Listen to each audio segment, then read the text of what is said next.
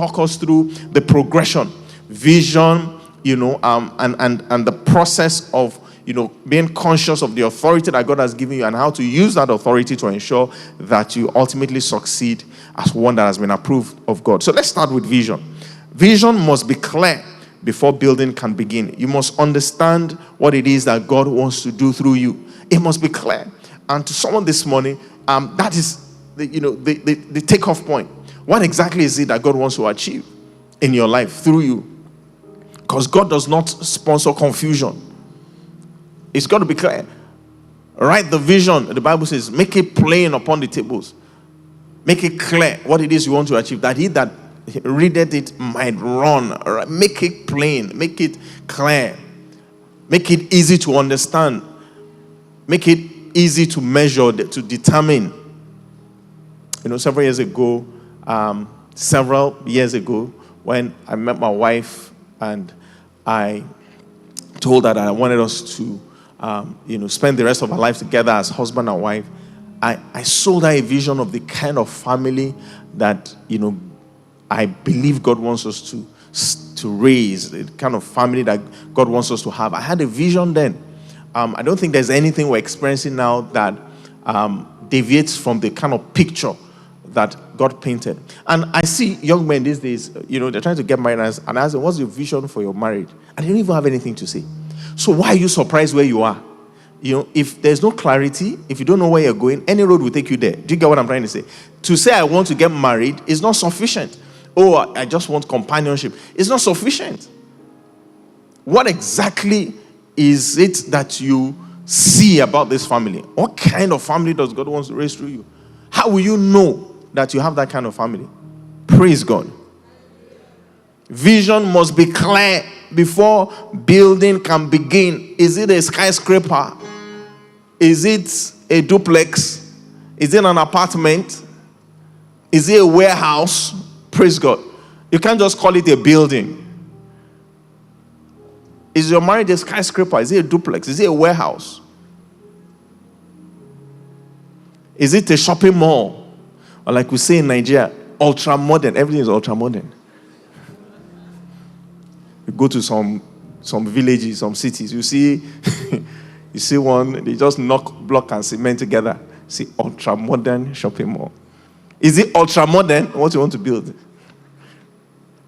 Praise God. Because God does not fund confusion. Make it plain. Make it plain. What's God showing you about the business? What's God showing you about your career? What is God showing you about, that system, that industry that He wants you to do? Make it plain. A vague vision produces weak movement. You lack conviction when the vision is not clear. You can't speak to it with conviction. And it also just impacts your capacity to proceed with passion. Builders must know exactly what they are to build. Hallelujah. One of the things I saw with Nehemiah that was really inspiring for me was how when he arrived at Jerusalem, the Bible says at night he went to the gates, the broken down walls, and he inspected it. He was proximate to the problem. Many times when you're not close enough to the problem, when you don't have data, it's difficult for you to be inspired to see what God wants to do.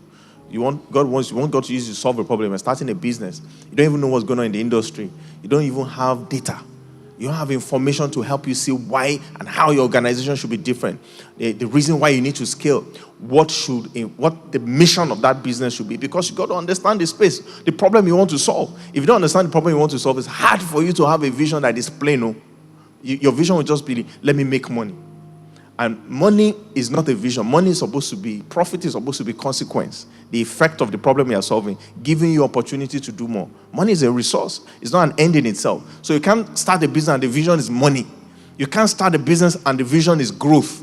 No, the vision has to be the problem you want to solve, the people you want to empower, the impacts you want to make. And so Nehemiah goes out at night and walks around the wall of Jerusalem, and it allows the problem to sink in. He interacts with the data, interacts with the reality of the problem. When it was in Persia, it was just all information that was passed across to him. He had not been there, but now he walked around the wall. He saw the problem. He felt, the reality of the challenge. And that, strengthened the vision. Many times someone said this, a couple of years ago. I was at a conference and it was so profound. I was talking about just proximity to the pain. Proximity to pain is something that people tend to shy away from. And that's why you don't see a lot of visionary people around us. We don't like to be proximate to the pain. You're watching something on TV and it makes you feel uncomfortable. You change the channel. You're having a conversation and it's causing your heart to bleed and you just want to change the subject. You think you have enough and you just want to. But if you will really be in close proximity to the problem God wants to solve through you and you allow yourself to be immersed in it, it will spark something. It will birth vision. It will inspire mission. It will open your heart to conversations that God has wanted to have with you, way before now. Builders must know exactly what they are to build. Hallelujah. And I want you to know God placed you there because He intended to walk through you there. The brokenness around you must never become brokenness within you. The vision is supposed to be sparked by the failure. You are not supposed to break down because of the failure. Nehemiah did not break down in Jerusalem. Nehemiah was inspired. Nehemiah began to see possibility. Praise Jesus. Vision births confidence in our spiritual authority. If you want to write that down, that's the second point I want to stress. So the vision must be clear.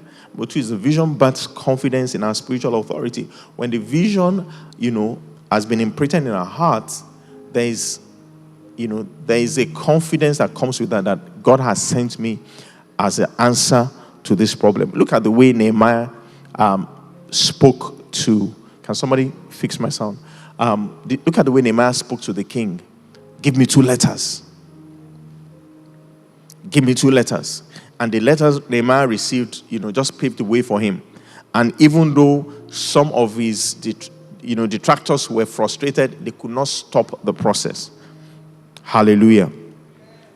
As believers, we must understand that in Christ, you are not negotiating legitimacy because you are walking in delegated authority. Because you're a child of it. Jesus said, all power in heaven and earth has been given unto me. All authority in heaven and earth has been given unto me. He says, therefore, go and make disciples of all nations, baptizing them in the name of the Father and of the Son and of the Holy Spirit. Matthew chapter 28, verse 18 to 20. Can I have that on the screen?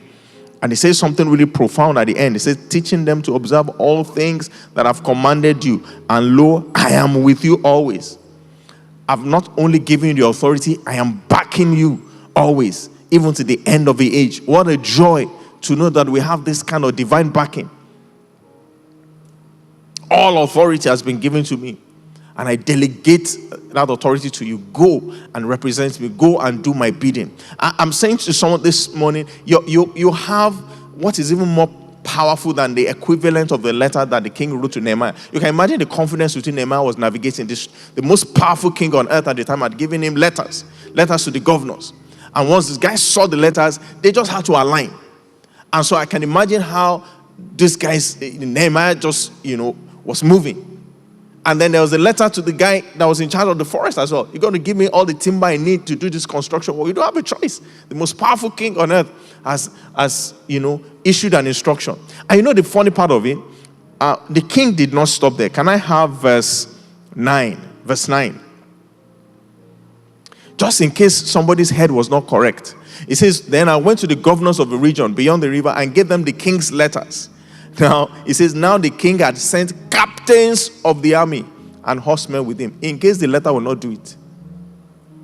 In case somebody wanted to be funny. Captains of the army and horsemen with him. So it wasn't just a letter. There was evidence, physical evidence of the authority of the state backing Nehemiah. I want you to imagine how Nehemiah will have walked into those offices. I want you to imagine how Nehemiah will have been navigating his journey. You don't dare to mess with him because he has the full backing of the king. Now think about the equivalent of that where you're concerned. That Jesus said, the creator of the heavens and the earth, all authority has been given to me. All authority in heaven and earth has been given to me. And he says, therefore, you go and make disciples. I have authorized you. I've issued, the letters you require. I've empowered you. Make disciples. Cause change to happen on my account. Influence society. Shape culture. Transform your environment in my name. And he says, not only have I authorized you, I am with you. I am backing you up. The host of heaven is backing you up. I thought somebody would actually just celebrate God. Just thinking about that. Just give God a clap of praise. I mean, let this sink into your spirit, because many times we are mentally assent to that, but it's kind of not settled yet into our spirit. I have heaven's backing. The creator of everything, of heavens and earth, is walking with me. He's walking with me. I'm powered by him. And the host of hell, they know that. Praise God.